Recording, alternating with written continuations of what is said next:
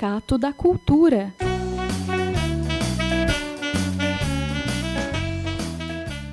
Arte e cultura no Vale do Paraíba.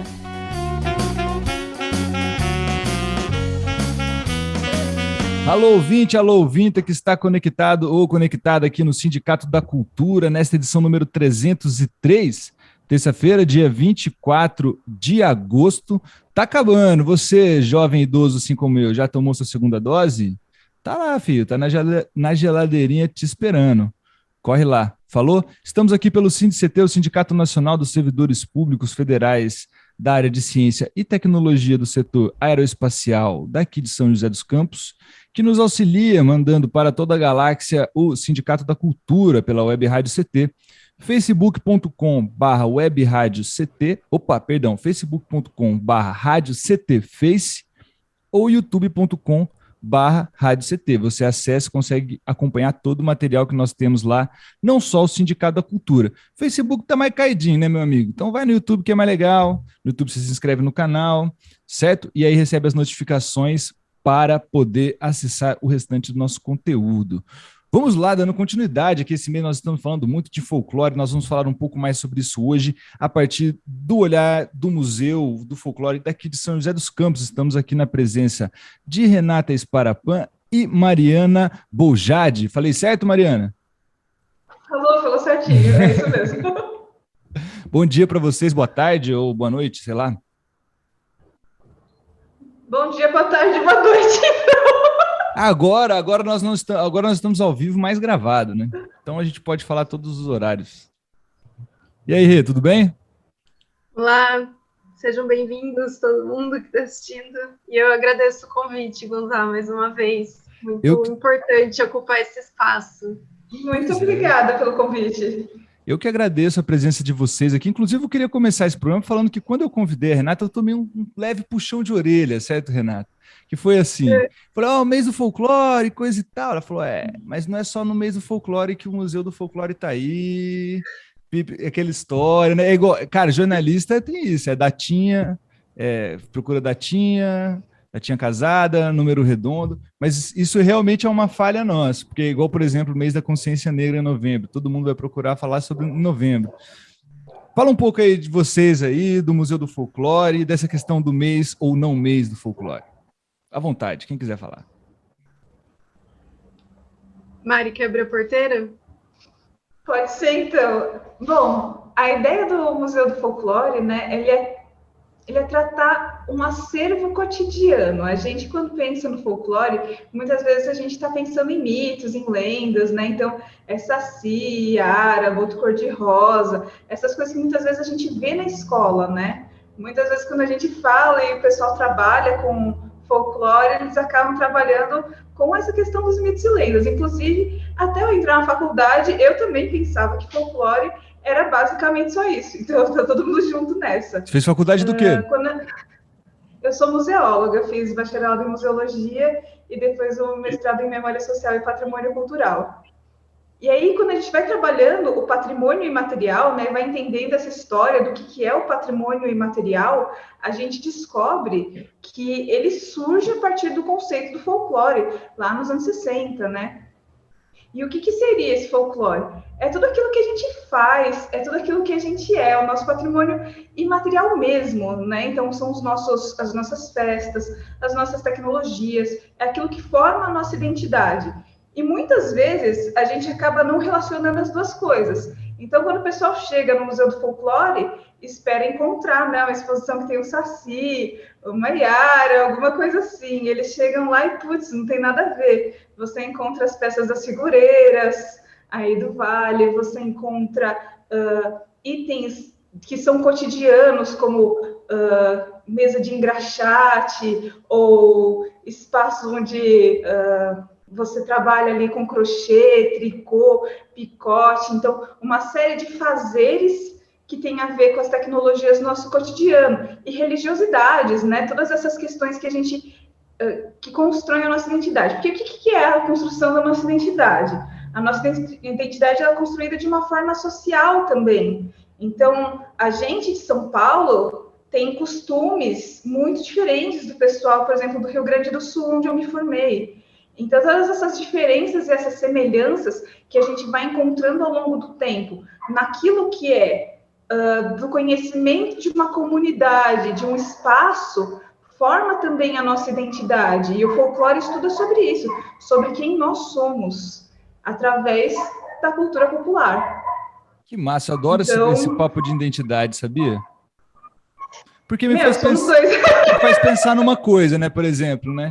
A gente pensar no folclore como algo do cotidiano, porque foi muito legal. Inclusive, foi até uma indicação da Renata de pauta para nós aí, nesse dia 17, terça-feira passada. Nós conversamos com o Rony lá de Paraibuna, e uma das coisas que ele quis falar para a gente nesse meio foi sobre os costumes. Ele falou assim: eu posso falar sobre as lendas, mitos aqui, as festas e os costumes, né?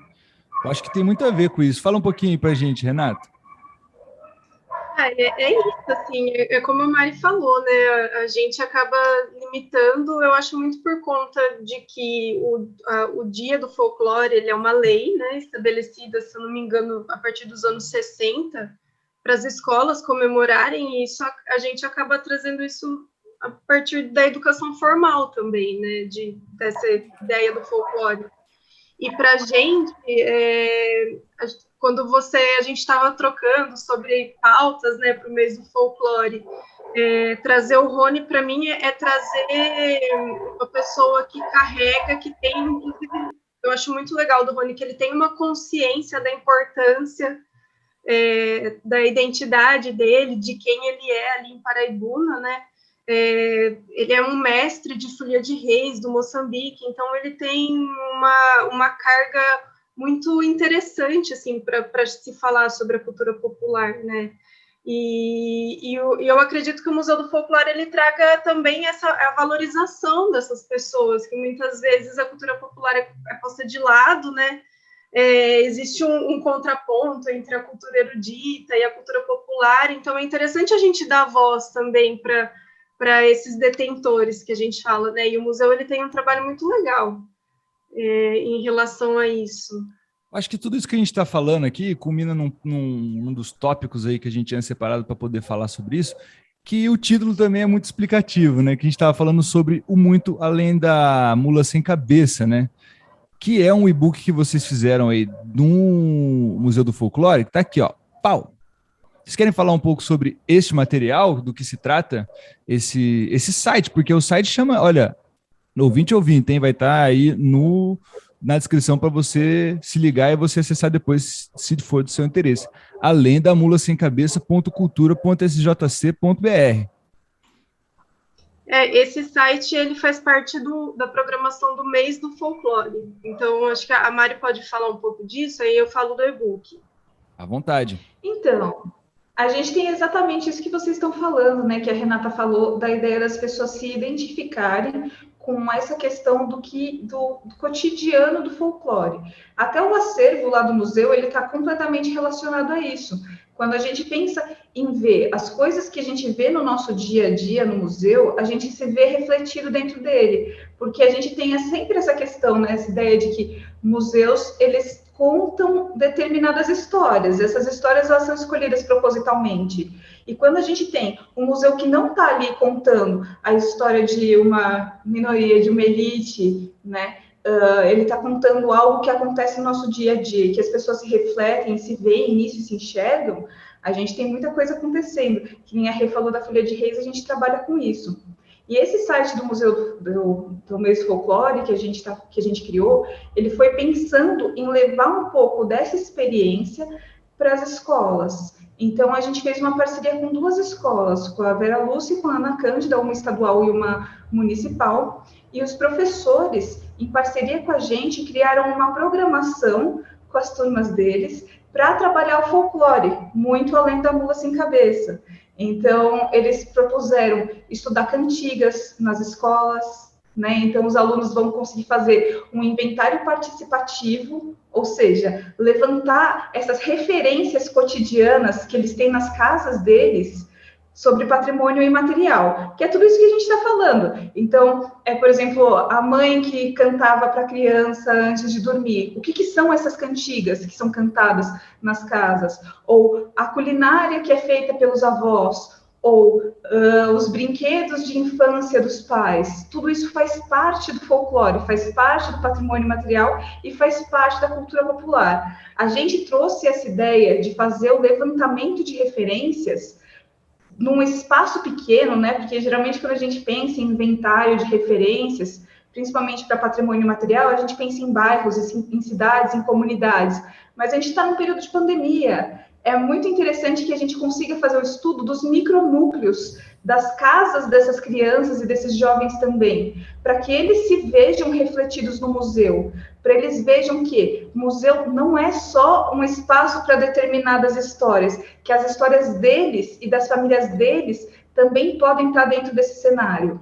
As programações foram pensadas, então, em parceria com essas escolas, em parceria com esses professores, e a gente criou uma programação em cima disso. Nós tivemos uma live de abertura falando sobre inventário participativo e sobre toda essa questão do e-book, como que funciona, pensar para além da mula sem cabeça o folclore. A gente também criou uma live, né, com o Tião Rocha, que foi bem interessante, que ele também falou sobre cultura popular. A gente está fazendo visitas virtuais, a gente teve uma na semana passada com 80 alunos, e essa semana teremos outra com 60 alunos, para mostrar o museu e fazer uma mediação, mesmo que online, para eles verem como que é possível trabalhar os temas do dia a dia e a questão da identidade nesses espaços. E é claro, nesse mesmo lugar vai ser, no futuro, né, ali no fim de setembro, montada uma exposição com o material dos alunos. Então, todos esses materiais que os professores vão criar ao longo dessas semanas vão ficar disponíveis aqui no site. E eles vão culminar numa exposição que vai trazer exatamente essas referências das famílias deles. Então, a gente vai ter uma exposição no museu que é montada por eles. Uau! Olha só, falando nesse site mesmo, né? Que nós estamos Nesse aqui site agora. mesmo.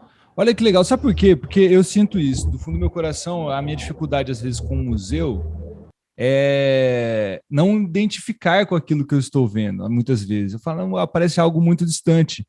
E parece que o Museu do Folclore traz isso para o nosso cotidiano, né? É assim, muito interessante essa mudança de perspectiva. Sim, Gonzalo, desde o primeiro momento assim que eu te conheci, que eu fiquei sabendo do seu trabalho, né, que a viola também é um trabalho assim, eu te vejo muito lá dentro, até mesmo pela sua trajetória de você ser mineiro, com certeza você deve ter várias coisas. Mas é assim, eu nasci aqui, fui para lá, eu voltei. Igual sim, mas isso tudo faz parte da sua vida, né? Sim. E você carrega muito isso dentro de você, né? Então, é legal ter se reconhecer lá dentro. Legal. E o e-book, Rê? Conta para nós. Ele é um material voltado para professores também, né?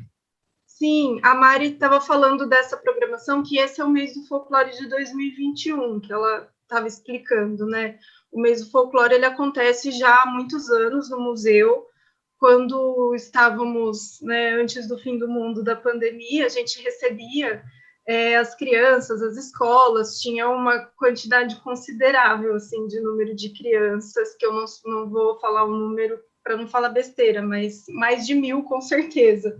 A gente recebia ao longo do mês, então todo mês tem um tema, escolhe-se um tema, né, e trabalha a partir desse tema. E quando chegou a pandemia, a gente foi tudo muito novo para a gente, né? Como fazer um mês do folclore em 2020, né? Sem poder ter contato direto. E a equipe se reuniu e depois de muitas discussões a gente chegou numa conclusão de que então vamos falar com os professores, já que a gente não pode falar diretamente com as crianças. E a ideia do e-book parte daí. De trazer uma reflexão sobre essa quebra de pensamento do folclore ser mitos e lendas. E a partir daí a gente começou a se questionar, falar então, ok, vamos falar o que é o folclore, porque a ideia do e-book não é trazer nenhuma atividade pronta para os professores, vamos dizer que ele é um material de formação.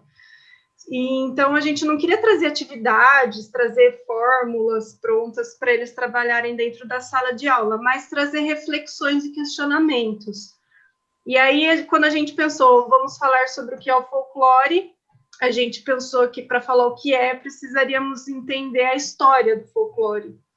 Então, o e-book ele traz essa trajetória do folclore, ele surge a partir de um campo de conhecimento, como uma ciência como qualquer outra.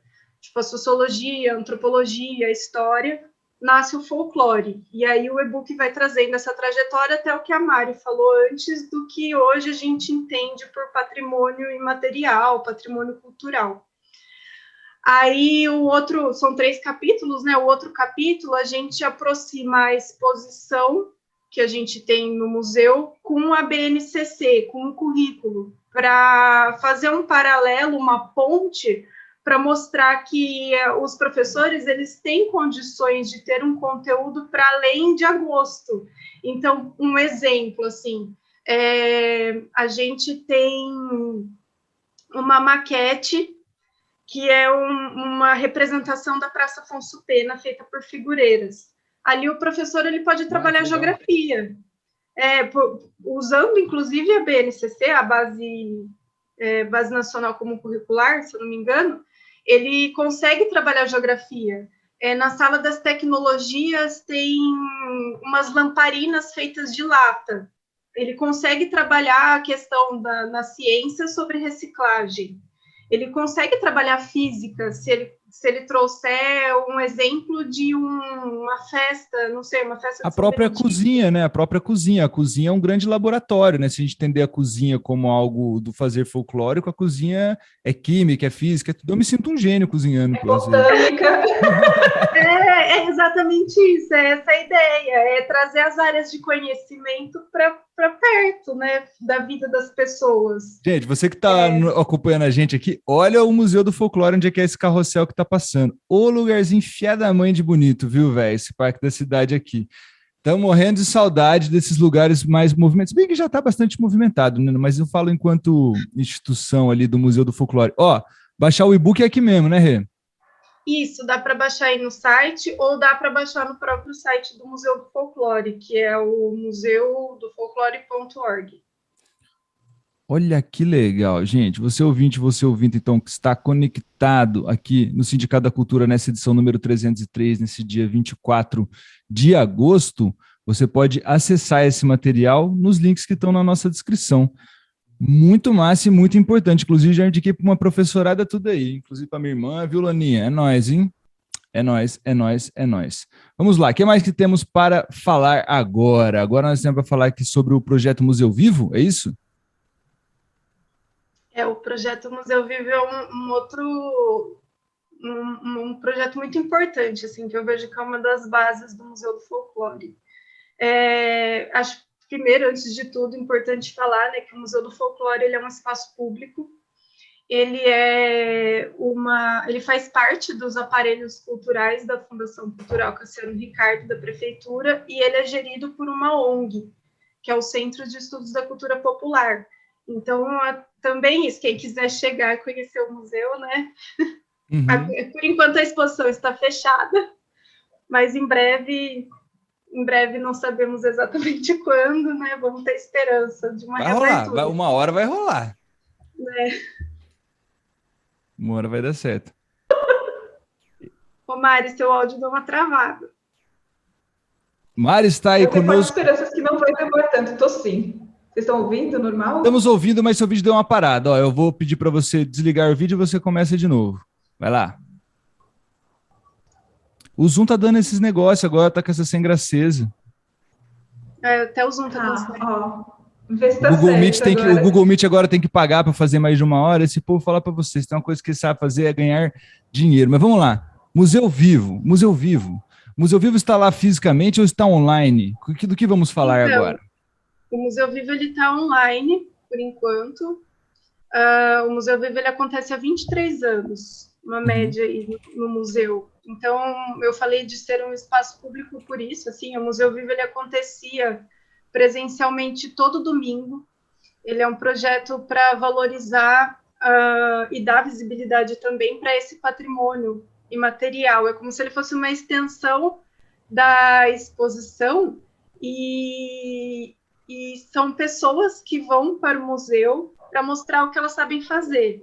Geralmente tem um foco em 3 temas, que é música, culinária e arte e artesanato, e os detentores vão lá e eles sentavam no museu, né, e faziam o que eles sabem fazer, e nisso as pessoas iam chegando, ia rolando uma troca, e ver que, tipo, o museu, ele está muito além da exposição, né, e hoje o Museu Vivo, ele acontece online, aos domingos, a cada 2 domingos no mês. Agora, dia 29 de agosto, teremos a Tina Lemos, que é uma figureira, que vai ser um museu vivo, que vai trabalhar em parceria com a Balaio Galeria, que é outro projeto do museu. Então, a Tina Tina Lemos vai já contar... esteve com a gente aqui, esse tempo atrás, sabia? Eu sou fã da Tina. Então, vai ser uma troca legal do dia 29 também, né? Que esse Museu Vivo do mês está em parceria com a galeria. Um salve para Tina Lemos, e quem quiser acompanhar aí, como é que faz para acompanhar o Museu Vivo online? Você sabe, Mari? No Facebook. O Facebook? Pelo Facebook. A gente variar um pouquinho. Aqui no Facebook, vamos mostrar o Facebook aqui, ó. Pelo Facebook. Eu ia comentar, né? Uma outra coisa interessante sobre o Museu Vivo é que tem tudo a ver com aquilo que você estava falando, né? Que quando você vai no museu, você não se reconhece. Os museus, eles têm batalhado muito nos últimos anos para tentar refletir a sociedade de alguma forma. E a gente só consegue refletir a sociedade se a sociedade fizer parte do museu. Então, quando a gente convida as pessoas para integrar esse espaço, para contar as histórias lá, para mostrar o trabalho delas e para fazer, né, tudo isso que eles fazem durante o Museu Vivo, eles estão ajudando a gente, na verdade, a cumprir a nossa função social, porque o museu tem a obrigação, né, de cumprir a função social dele, que é refletir a sociedade, que é estar integrado à sociedade, que é ser uma ferramenta de desenvolvimento. Então, eu acho uma ação super legal também. Olha que massa, sem dúvida.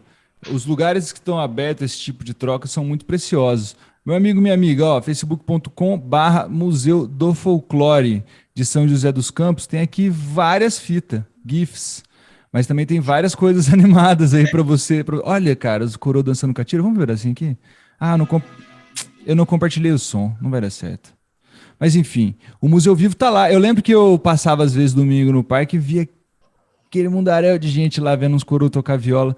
Aí eu parava ali, ficava assistindo um pouquinho. Ô, saudade do mundo lá fora, hein? O Museu Vivo, ele acontece online às 16 horas. Tá sendo mais à noite agora, não tá sendo mais de tarde. Não, às 16 ainda tá... 16, não é 18 não. Eu acostumei com o Brasil. Eu sou quase teu vizinho, Renato. Mas ele acontecia um pouco mais cedo, quando era presencial. Não, eu acostumei com o Brasil sem horário de verão, aí eu tô achando que 4 horas da tarde já tá escuro já. Mas sabe o que eu acho curioso a gente falar aqui hoje desse Sindicato da Cultura 303? Cara, o tempo que não existe passou e muita água correu debaixo da ponte. E da última vez que você esteve com a gente, que também foi a primeira, Renata, era no período presencial. E foi, se eu não estou enganado, quando foi lançada a Balaio Galeria Online, correto? Então, aqui, antes, em 2019, a gente tinha feito um projeto piloto no museu, que era a Galeria dos Fazeres. E aí, era algo totalmente novo para o Museu do Folclore, inclusive trabalhar mais nesse foco de arte e artesanato. E agora, em 2021, a gente relançou, né? Porque de lá para cá, muita coisa aconteceu, inclusive a pandemia, que abalou todas as estruturas. E a gente amadureceu as ideias, os conceitos, e a gente reformulou a galeria. Então, a gente tá com um nome diferente e um layout diferente. E tá bonito demais o site, pô. Olha que chique. Olha o pavãozinho. Bem interessante. A ideia, a proposta é a mesma ainda, Gonzaga, que é dar visibilidade para os artistas, para a arte popular aqui do Vale. E ele foi relançado com as figureiras, né? Então, se for aí nas artes, a proposta é mostrar as figureiras enquanto arte, enquanto um trabalho que envolve a identidade, a memória de pessoas, e trazer como fazem, né? Como elas fazem, sobre o que elas falam. Então, se você abaixar aí um pouquinho, ó. Boa! Coloca aí o cotidiano, clica aí no cotidiano. Aí é uma forma para mostrar que elas fazem representações do cotidiano, da vida delas, que Super foram... singelo, né? Uma galinha com roça. os pintinhos. Porque essa era a vivência, né? Ou ainda é, algumas podem morar na zona rural ainda. Olha os Aí tem porquinhos do Palmeira. Dá para você clicar e ampliar a foto? Um para cada gol no São Paulo semana passada, ó. Patrick de Paula, Fel Veiga e o Dudu. Meu pai é palmeirense, ele vai gostar que você falou isso. Só fala bobeira. Aí, se você passar aí passa aí pro ladinho o seu Zé Mira. Opa, fui pro lugar errado. Tranquilo. Seu Zé Mira com os burrinhos? Isso, então aí é a ideia. Tipo, antigamente, né, tinham as tropas, aí tem uma tropa, né, puxada pelo mestre Zé Mira, e aí do lado, só passar pro ladinho, tem um burro representado pelas figureiras, também representando esse cotidiano. E a ideia ainda é trazer mais conteúdo sobre as figureiras e ter uma pesquisa constante de outras artes que a gente possa trazer também para a galeria, de outras artistas, né, que expressam suas vidas. É muito bonito esse trabalho das figureiras aqui do pedaço, viu? Vale sua cultura pulsando, pulsante. Ó, galera, acessar balaiogaleria.com. Lembrando que os links desse programa da edição 303 do Sindicato da Cultura, ai que bonitinho, vão estar aqui na descrição do vídeo, tanto no YouTube quanto no Facebook. Mas a parada é a seguinte, nós vamos caminhando aqui para os nossos minutos finais. O tempo passa muito rápido, mas estamos aí para poder dar conta de tudo. Eu gostaria de agradecer, Renata Sparapan, pela presença aí, por articular junto conosco essa pauta super importante aí, não só no mês folclore, agora eu aprendi. E também a Mariana Boljade, que falou com a gente diretamente de Atibaia aí sobre o assunto conosco. Muito obrigado pela presença de vocês duas aí, parabéns pelo trabalho que vocês vêm tocando lá no Museu do Folclore, aqui pertinho de casa, aqui, eu quase consigo ver ele daqui. Muito obrigada pelo convite, né? Obrigada pela oportunidade. Queria, então, convidar todo mundo a visitar os sites, né, as redes sociais do museu e logo mais visitar o museu quando ele abrir as portas de novo. Não vai demorar tanto. Não vai. Estamos com fé aí. Queria agradecer também, mais uma vez. Eu acho muito legal a rádio, gosto bastante do conteúdo que você traz. E é isso, que as pessoas se identifiquem com o museu, que todo mundo consiga se reconhecer dentro dele. E o museu ele tem muitos projetos, quem quiser conhecer, fuça lá no site, tem muita coisa, a gente trabalha o ano inteiro. Pois é isso que eu estava pensando. O Museu do Folclore é algo muito extenso para a gente dar conta num programa de mais ou menos 35 minutos. E o folclore é algo muito extenso para a gente dar conta num mês só por ano. Né? Então é algo que a gente tem que... Se é algo que está no nosso cotidiano, é algo que tem que ser inserido no nosso cotidiano enquanto pauta, por assim dizer também. Demais, Gonzalo. Gente, se vocês quiserem mandar beijos e abraços, esse é o momento que eu mais gosto da rádio, hein? Fique à vontade. Eu quero mandar beijo para minha família, que eu tô longe deles e morro de saudade. Um beijo para a família. Eu também vou aproveitar e mandar para minha também. Um beijo para a família Boljade. Eu também vou mandar beijo para minha família. Maria está aqui em São José. Um beijo para minha família lá de Varginha também. Um beijo para vocês. Estou morrendo de saudade. Mandar um beijo para toda a equipe do museu, que tem bastante gente, né? Gostaríamos que tivesse muito mais, mas temos uma equipe assim que vale ouro. E eles vão ficar felizes com o programa, eu acho. Então, mando um beijo para eles também. Tomara Obrigada que sim. de novo pela oportunidade toda.